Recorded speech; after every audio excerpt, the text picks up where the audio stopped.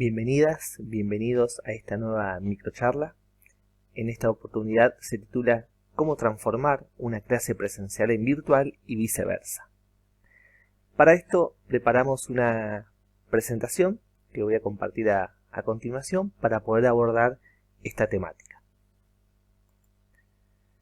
Bien, vamos a empezar y acá tenemos los distintos temas o aspectos que tenemos que tener en cuenta para transformar una clase presencial en virtual. Lo primero que tenemos que tratar de abordar son los destinatarios, es decir, definir quiénes van a ser los destinatarios de la clase virtual, ¿sí? Es decir, tengo que tratar de determinar cómo está conformado mi grupo de estudiantes, qué necesidades particulares tienen estos estudiantes. Entonces, para transformar la clase presencial en virtual, lo primero que se debe tener en cuenta es el público destinatario. Y en este sentido, hay que resolver varios interrogantes dirigidos a las y los estudiantes. Por ejemplo, ¿qué dispositivos de conectividad poseen? Ellos tienen teléfonos, computadoras, es decir, determinar desde qué dispositivos van a poder acceder a los contenidos que vamos a abordar, que vamos a elaborar una vez que inicie el curso. ¿Estos dispositivos de conectividad son propios o compartidos por otros miembros de sus familias? Porque, por ejemplo, puede suceder que un alumno tenga una computadora, pero ese equipo es compartido por su hermano, ¿sí? O algún otro integrante de su familia. También debemos tratar de determinar si tienen o no acceso a Internet y qué tipo de servicio tienen en sus domicilios, porque no es lo mismo, ¿sí?, una buena calidad de conexión a Internet que un servicio que no ofrece una buena velocidad. Y eso lo hemos visto desde el inicio de la pandemia, que muchos estudiantes se desconectan o si tienen que subir un archivo a la plataforma y estar al mismo tiempo en la clase virtual, no lo pueden hacer porque ocurre algún problema técnico que se corta la conexión. Entonces, tener acceso a Internet no implica que ese servicio sea de calidad y que tenga la suficiente velocidad para abordar un curso en línea, ¿sí? ¿Poseen algún tipo de discapacidad? ¿Hice un relevamiento sobre las necesidades particulares de mi grupo de estudiantes respecto a este tema? Bueno, todas estas cuestiones hay que tenerlas en cuenta porque son muy importantes al momento de seleccionar los contenidos, es decir, de armar lo que sería la curaduría de contenidos. Bien, eso en cuanto a los destinatarios. Ahora abordaremos los contenidos. Como sabemos, son dos entornos diferentes, ¿no? La clase presencial dentro del aula y la clase virtual a través de los dispositivos tecnológicos. Ahora bien, estos contenidos que usábamos en la clase presencial no los vamos a poder llevar a lo que sería la clase virtual. ¿Por qué? Bueno, porque ahora los contenidos, bajo la modalidad virtual, se van a visualizar en la pantalla de una computadora y o de dispositivos móviles. Entonces acá la pregunta que nos tenemos que hacer es la siguiente. ¿Qué formatos voy a utilizar para compartir contenidos? Ya no puedo llevar el libro físico, ¿sí?, o mostrar una página del libro por la cámara, porque eso no es viable. Entonces tengo opciones.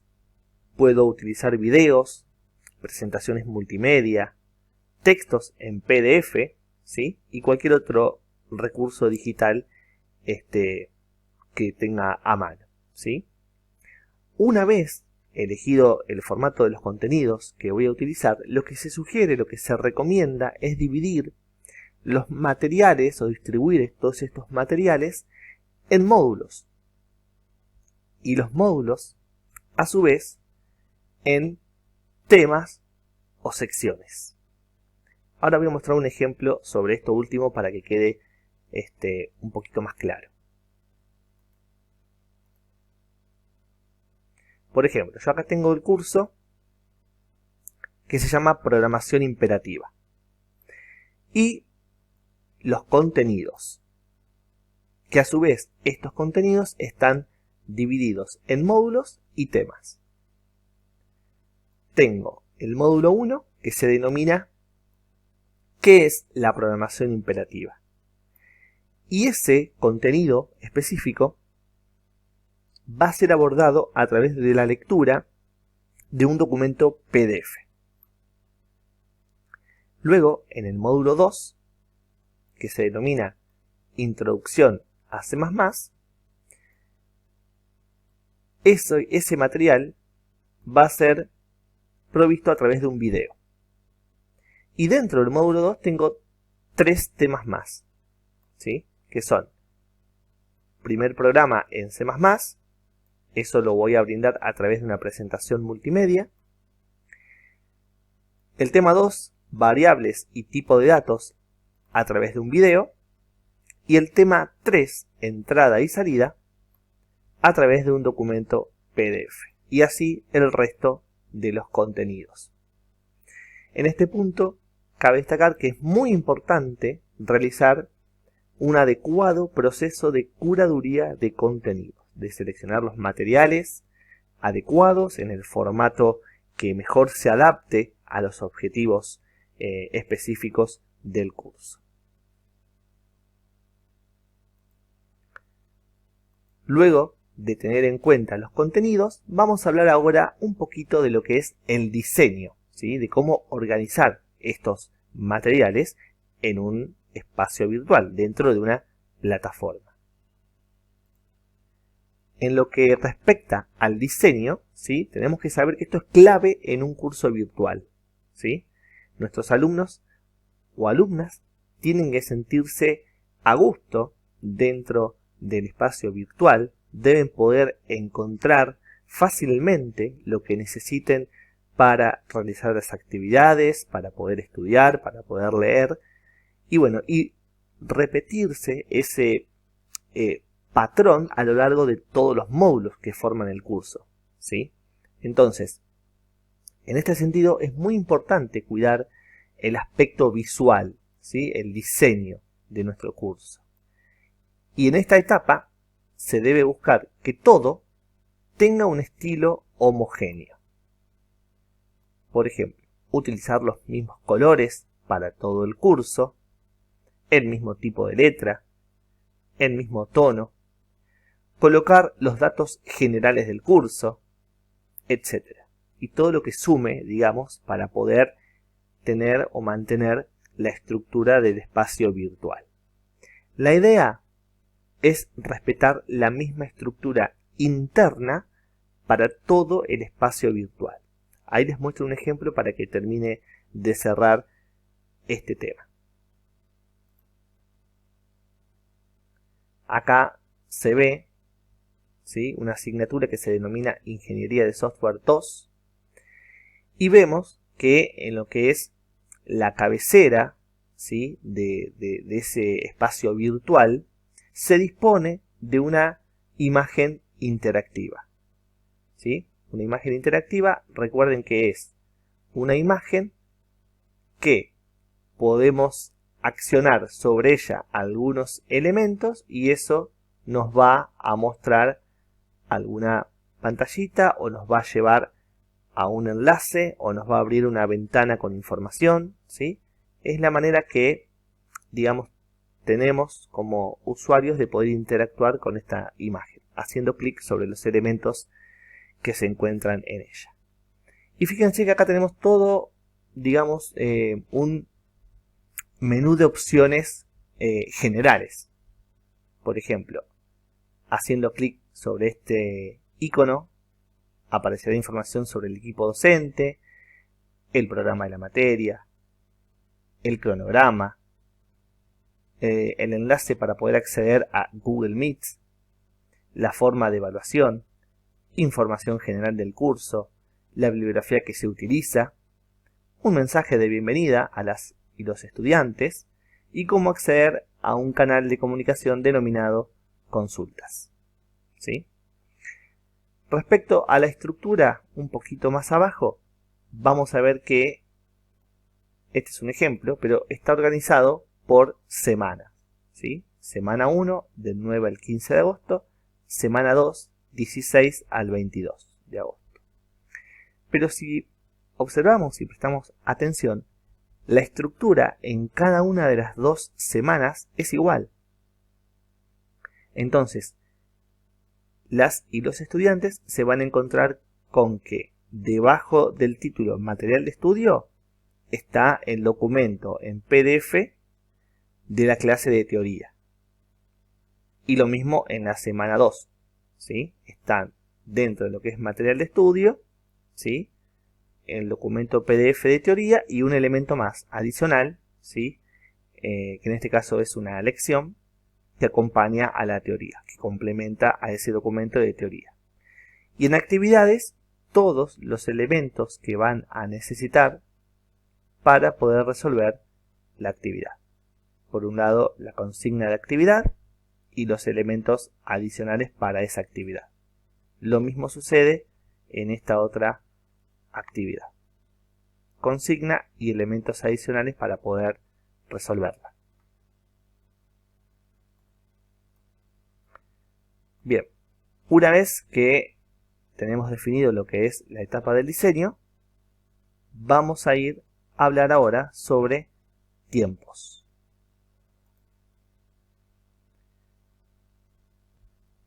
Respecto a la planificación temporal, son varios los puntos que tenemos que tener en cuenta. Los tiempos en la virtualidad varían mucho en relación a una clase presencial. Por lo tanto, vamos a tener que comprimir los contenidos que usamos en la presencialidad y dejar solo los más importantes para poder adaptarlos a una clase virtual o a la metodología de la virtualidad. Las y los estudiantes no suelen prestar atención en las sesiones muy largas de aprendizaje. Es decir, si tenemos una videollamada que dura 3 horas, ¿sí? Es imposible que la concentración de los estudiantes pueda sostenerse durante todo ese tiempo. Entonces, las sesiones de los encuentros sincrónicos se recomiendan que tengan una duración aproximada de 60 a 90 minutos como máximo, si es que hay participación activa por parte del público, de la audiencia, ¿no? Estos 90 minutos. Los contenidos deben dividirse en pequeñas píldoras de aprendizaje, tanto para el trabajo sincrónico en una videollamada como así también para el trabajo asincrónico. Y además, un elemento muy importante es que nuestros estudiantes necesitan más tiempo para poder trabajar toda la información que les vamos nosotros, digamos, brindando semana a semana o día a día.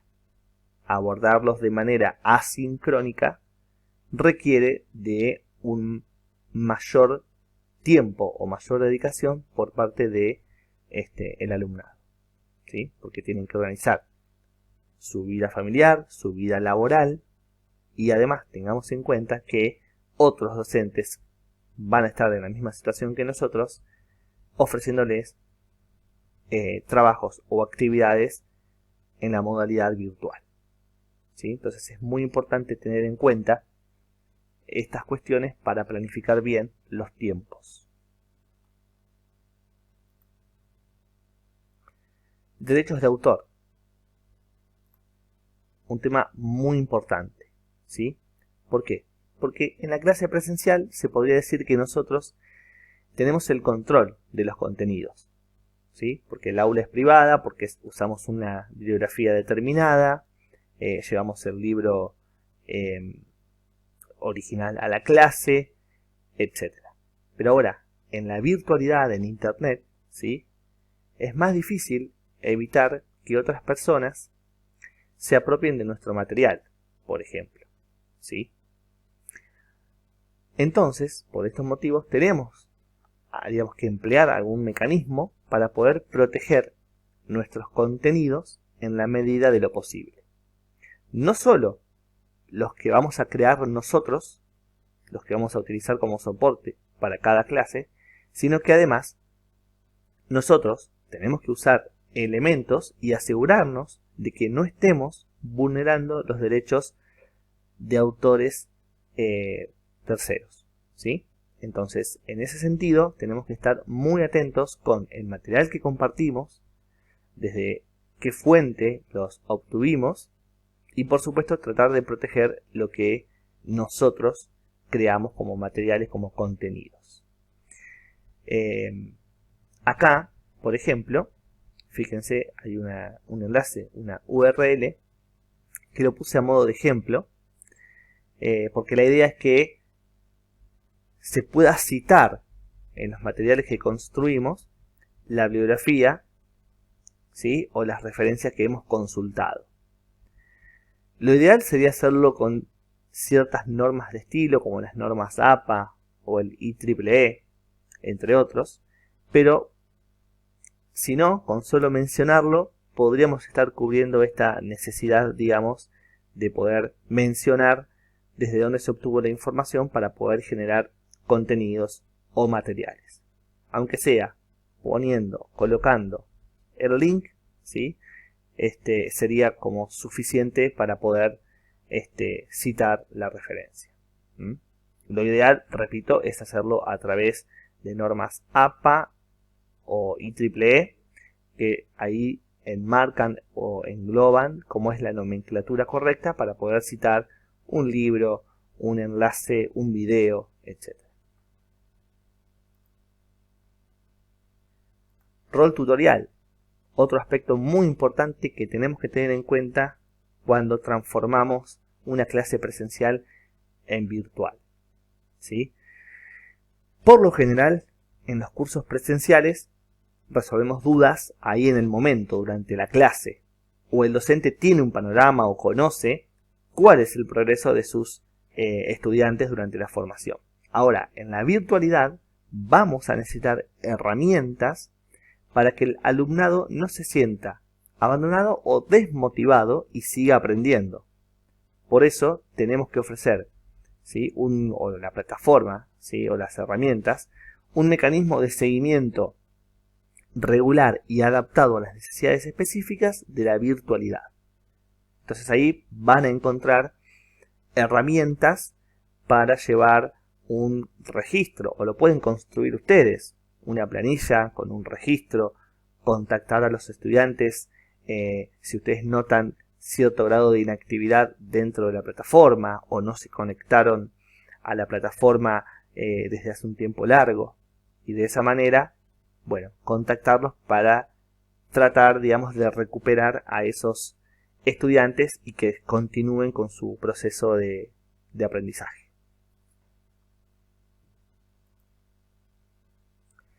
Y por último, las plataformas, ¿sí? Digamos, ¿dónde vamos a subir nuestro material, nuestros contenidos? ¿Sí? Bueno, vamos a hablar un poquito sobre las plataformas. Por supuesto que esto no es una decisión por ahí del docente, sino que eso viene a nivel institucional. Por lo tanto, las plataformas que se seleccionen para poder, digamos, complementar o desarrollar el proceso de enseñanza y aprendizaje, tiene que ajustarse a las necesidades específicas de cada institución. Además, debería permitir cierto grado de versatilidad de formatos, porque tengamos presente que no siempre vamos a hacer el mismo curso virtual, aunque la asignatura la tengamos que dar el próximo año, siempre se va mejorando ese espacio, o se van seleccionando materiales nuevos para ciertos contenidos, etc. También tiene que ser autoadministrable, es decir, que el docente pueda cargar subir, borrar archivos sin necesidad de que eso lo gestione un tercero. Y por supuesto, también entre sus características debería permitir integración con herramientas externas, con herramientas digitales en línea externas. ¿Sí? En definitiva, debería reunir esas características, el entorno virtual, digamos, de enseñanza y aprendizaje. Bien, y con esto terminamos, ¿sí?, lo que es esta microcharla, y les agradecemos muchísimo por el tiempo y por el espacio, ¿sí?, compartido en el día de hoy. Nos encontramos próximamente con una nueva microcharla. Hasta la próxima.